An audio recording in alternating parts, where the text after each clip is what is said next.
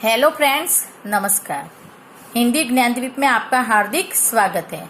मैं डॉक्टर गुंजन शाह आज मैं आपके लिए एक नया वीडियो लेकर आई हूँ उपमा अलंकार का, जो 9th और 10th के लिए तो उपयोगी है ही, उसके साथ अन्य प्रतियोगिता परीक्षा के लिए भी उपयोगी होगा।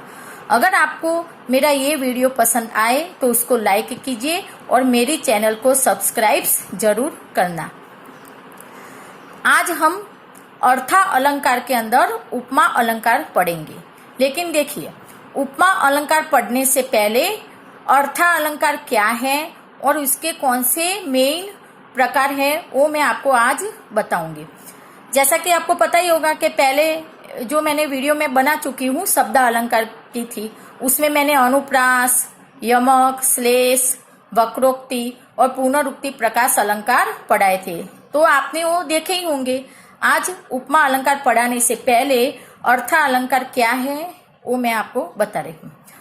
कविता में अर्थ के माध्यम से काव्य का सौंदर्य जो बढ़ता है या सौंदर्य में निखार आता है तो उसको हम अर्थ अलंकार कहते हैं, यानी कि अर्थ के माध्यम से काव्य की शोभा बढ़ती है। अब देखिए, वैसे तो देखा जाए तो अर्थ अलंकार 100 के आसपास होंगे, लेकिन यहाँ मैं कुछ आपको इम्पोर्टेंट प्रकार ही बताऊंगी। देखिए, पहला है उपमा अलंकार, दूसरा रूपक, तीसरा उत्प्रेक्षा, चौथा अतिशयोक्ति, पांचवा मानवीकरण, फिर अन्योक्ति, सातवां है व्यतिरेक, संदेह, भ्रांतिमान, विरोधाभास, विभावना और दृष्टांत। ये सारे अर्था अलंकार के मेन प्रकार हैं। आज तो मैं सिर्फ आपको उपमा अलंकार ही समझाऊंगी, बाद में मैं नेक्स्ट जो वीडियो बनाऊंगी उसमें बाकी के प्रकार बताऊंगी। तो देखिए, उपमा अलंकार में ये उपमा में ही अर्थ छिपा हुआ है। उपमा का अर्थ है समानता, मतलब कि तुलना करना।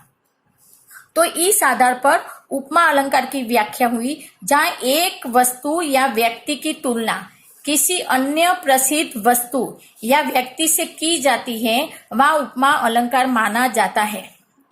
अब क्या आपको करना है, इसमें किसी वस्तु या व्यक्ति की तुलना करनी है। किससे करनी है? कोई अन्य प्रसिद्ध वस्तु या व्यक्ति से, तो वह उपमा अलंकार हो जाएगा। मतलब कि तुलना करनी है यहाँ पे व्यक्ति की दूसरे व्यक्ति के साथ। इस आधार पर उपमा के 4 अंग है। अंग को हम तत्व भी बोलेंगे। एक तो है उपमेय, दूसरा है उपमान और तीसरा है साधारण धर्म और चौथा होगा वाचक शब्द। अब उपमेय क्या है ये देखिए, जो प्रस्तुत हो, जिसकी तुलना की जाए। जो प्रस्तुत हो का मतलब है जो हमारे सामने हो, और जिस व्यक्ति या वस्तु की तुलना की जाती है उसको उपमेय कहते हैं। उपमान क्या है देखिए, जिस प्रसिद्ध वस्तु या व्यक्ति से उपमेय की तुलना की जाए उसे उपमान कहते हैं। वो प्रसिद्ध वस्तु या व्यक्ति जिसके साथ उपमेय की तुलना की जाती है, तो वो हो गया उपमान। साधारण धर्म, उपमेय और उपमान में पाया जाने वाला परस्पर समान गुण या विशेषता व्यक्त करने वाला शब्द साधारण धर्म है। अब उपमेय और उपमान में पाया जाने वाला वो समान गुण है कि दोनों में वो गुण होगा। उपमेय के लिए भी वो गुण होगा और उपमान के लिए भी वो गुण होगा, या कोई विशेषता व्यक्त करने वाला शब्द होता, उसी को हम साधारण धर्म कहेंगे। चौथा है वाचक शब्द। वह शब्द जो समानता बताने के लिए प्रयोग हुआ हो। समानता बताने के लिए जो शब्द प्रयोग होता है उसको वाचक शब्द कहेंगे। इस आधार पर उस उपमा अलंकार के 4 तत्व मैंने आपको यहाँ पे बता दिए: उपमेय, उपमान, साधारण धर्म और वाचक शब्द। अब ये चारों तत्वों का उदाहरण में कैसे प्रयोग हुआ है ये मैं आपको यहाँ पे बताती हूँ। उदाहरणों के माध्यम से हम ये चारों तत्वों को जानेंगे या तो पहचानेंगे। देखिए, पहला उदाहरण है, हाय फूल सी कोमल बच्ची, हुई राखी थी ढेरी। इसमें जो पहली लाइन है उसमें उपमा अलंकार है। देखिए, यहाँ पे जो बच्ची है ये क्या है? उपमेय है, मतलब कि प्रस्तुत है, हमारे सामने है। तो ये पंक्ति में बच्ची की बात की गई है और उसकी तुलना की गई है। किससे की गई है? फूल से की गई है। तो ये जो फूल है वो क्या हो गया? उपमान। इन दोनों में पाया जाने वाला जो गुण है, सम्मान गुण है, वो कोमल है। बच्ची भी कोमल है और फूल भी कोमल होता है। तो ये कोमल है, वो क्या हो गया? साधारण धर्म।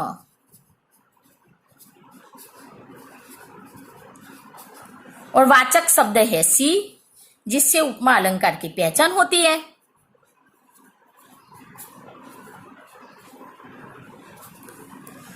तो यहाँ पे एक बार ये एग्जाम्पल मैं दोबारा आपको समझा रही हूं कि यहाँ पे बच्ची उपमेय है क्योंकि उसकी तुलना की जा रही है और वो हमारे सामने है, प्रस्तुत है।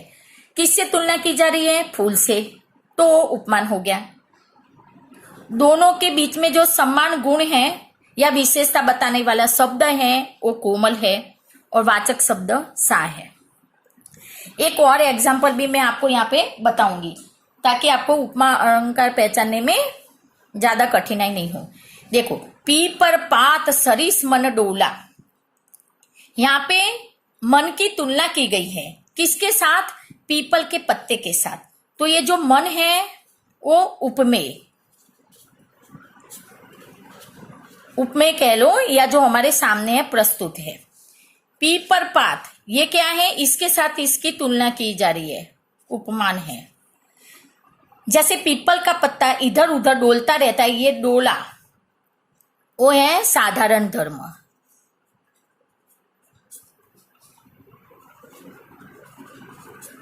जैसे पीपल का पत्ता इधर उधर डोलता रहता है, उसी प्रकार हमारा जो मन है पीपल के पत्ते के समान डोल रहा है। और ये जो सरिस है वो है वाचक शब्द।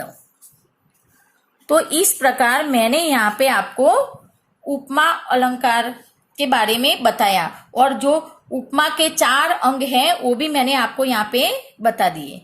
तो इस आधार पर आप उपमा अलंकार को पहचान सकोगे। अब उपमा अलंकार के भेद है, 2 भेद है। एक तो पूर्णोपमा और दूसरा है लुप्तोपमा। अब पूर्णोपमा में क्या होगा? जहां पर चारों अंग होंगे, उपमेय भी होगा, उपमान भी होगा, साधारण धर्म भी होगा और वाचक शब्द भी होगा, तो उसको हम पूर्णोपमा कहेंगे। एक उदाहरण के माध्यम से मैं ये आपको समझा रही। मुख कमल के समान सुंदर है। यहाँ पे देखो, मुख की तुलना की जा रही है। किसके साथ की जा रही है? कमल के साथ।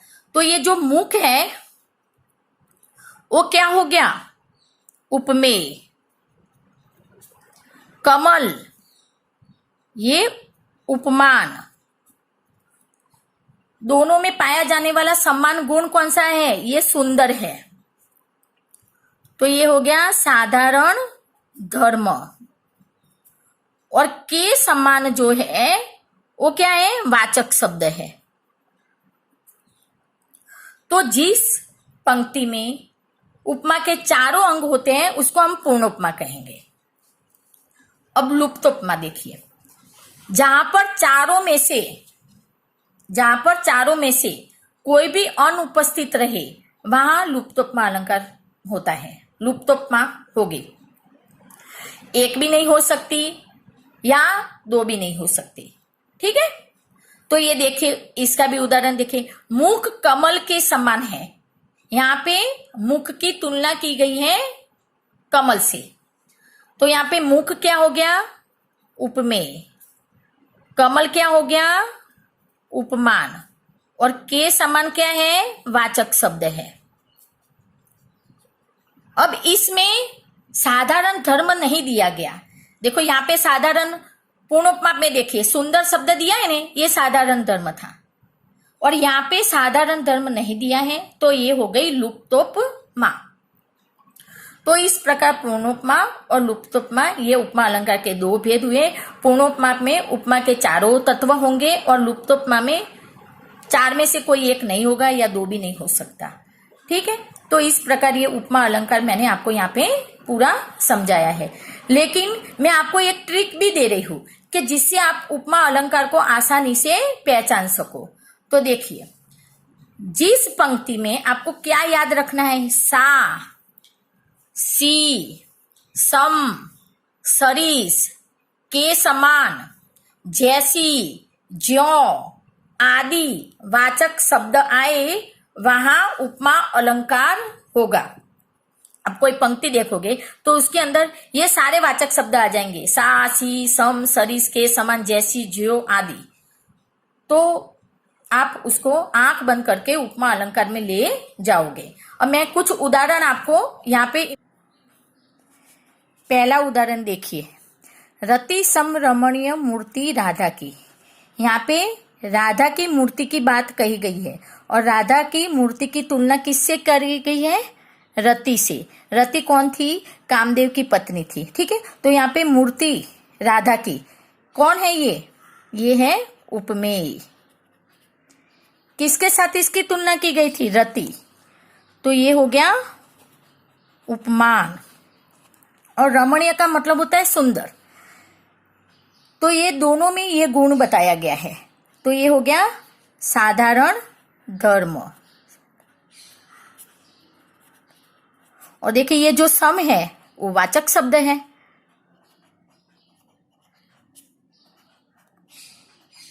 तो ये हो गई पूर्ण उपमा। आगे देखिए दूसरा एग्जाम्पल, मुख बाल रवि सम लाल होकर ज्वाला सा बोधित हुआ। तो यहाँ पे देखो, एक तो ये ज्वाला सा और ये सम, ये दोनों में उपमा अलंकार है। अब देखिए किसकी तुलना की गई है, मुख की। मुख बाल रवि सम लाल होकर, कोई एक बाला होगी उसका मुख की बात करी गई है, उसकी तुलना करी गई है। तो ये मुख की तुलना की गई है। तो ये हो गया उपमेय। रवि सूर्य को बोलते हैं, सूर्य के साथ इसकी तुलना की गई है। लाल होकर ज्वाला सा बोधित हुआ। तो मुख है वो सूर्य के साथ उसकी तुलना की गई है। और सम क्या हो गया, यहाँ पे वाचक शब्द हो गया। और लाल होकर, दोनों में समान गुण बताया गया है कि सूर्य भी लाल होता है और मुख भी लाल हो गया। तो ये हो गया साधारण धर्म। अब ये ज्वाला सा बोधित हुआ, ये है ना, इसमें भी उपमा अलंकारी है। ये सा से आप पहचानोगे, ठीक है। तो आपको पता है उपमा अलंकार जब पहचानोगे तो ये सब एग्जाम्पल तो नहीं समझाने होते हैं, बस ये वाचक शब्दों से ही आपको एग्जाम्पल पता चल जाएगा कि भाई इसमें कौन सा अलंकार है।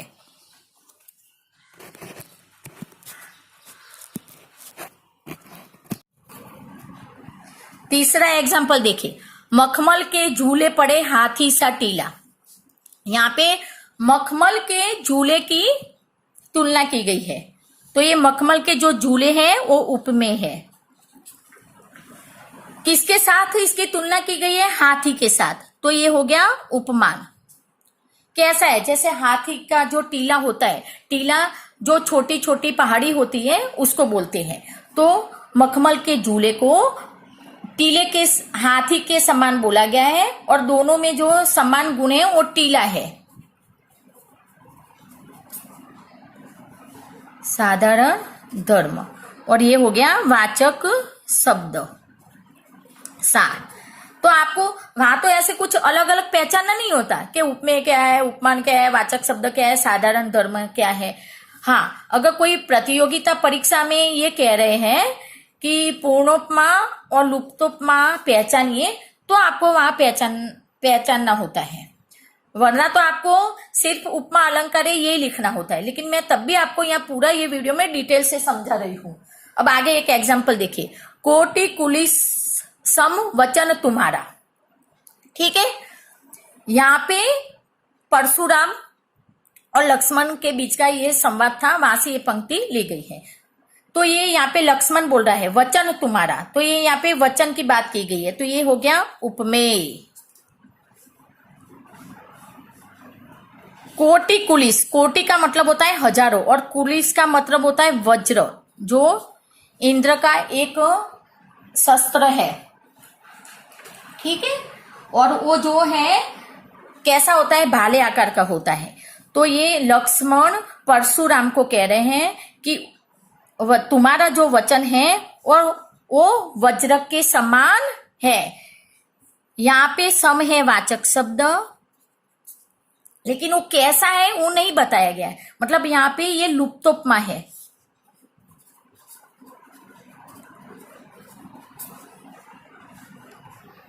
लेकिन ये सम से आप ही इसको पहचान लोगे कि ये उपमा अलंकार है। तो जो तुम्हारा वचन है कोटि कुलिस, हजारों वज्र के समान है, लेकिन कैसा है वो नहीं बताया। साधारण धर्म इसमें गायब है। आगे देखिए, पड़ी थी बिजली सी विकराल, पड़ी थी बिजली सी विकराल, सी से आप पहचान लोगे ये उपमा अलंकार है, लेकिन ये भी लुप्तोपमा है। कौन सा भेद है, लुप्तोपमा। कैसे, ये भी मैं बता रही थी।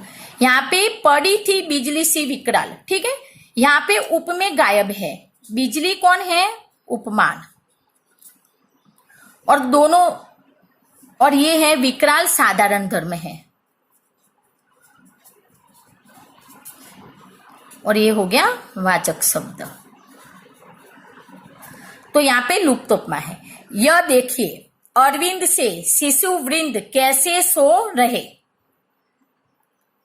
शिशु वृंद किसको बोलते हैं, बालकों का जो समूह होता है वो।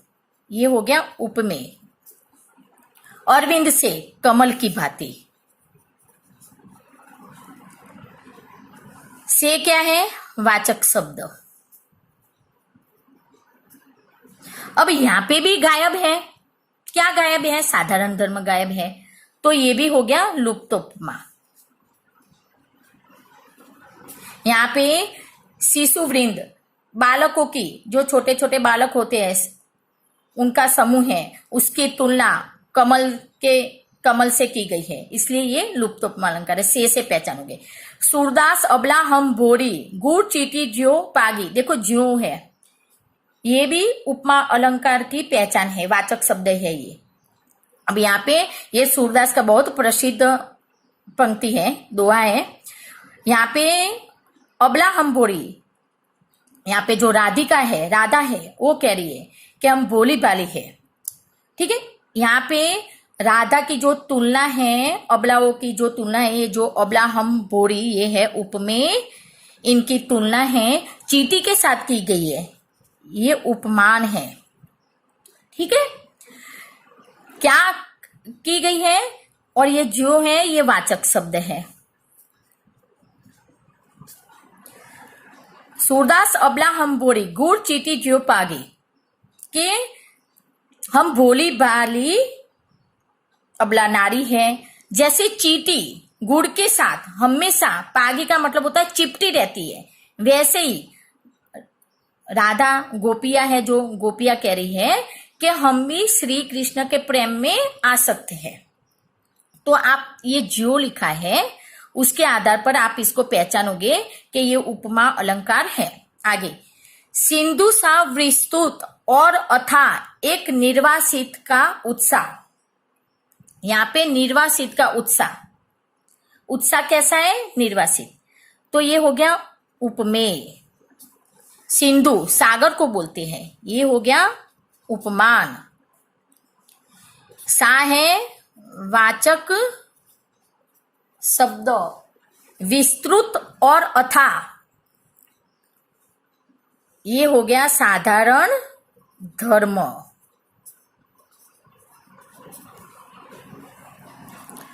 तो यहाँ पे उत्साह की तुलना सागर के समान की गई है, और वो कह रहे हैं कि जैसे सागर विस्तृत फैला हुआ और अथा गहरा होता है, उसी प्रकार मेरा जो ये निर्वासित उत्साह है, तो यहाँ भी तुलना की गई है। तो ये हो गया उपमा अलंकार, और ये है पूर्ण उपमा।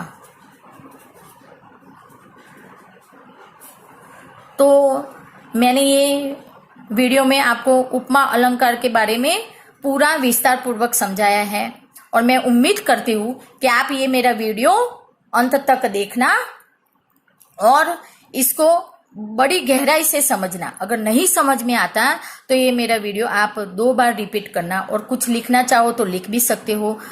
अब मैं आगे जो नेक्स्ट वीडियो बनाऊंगी उसमें रूपक और उत्प्रेक्षा अलंकार में बनाऊंगी, तो आप ये मेरा वीडियो देखना और सब्सक्राइब जरूर करना।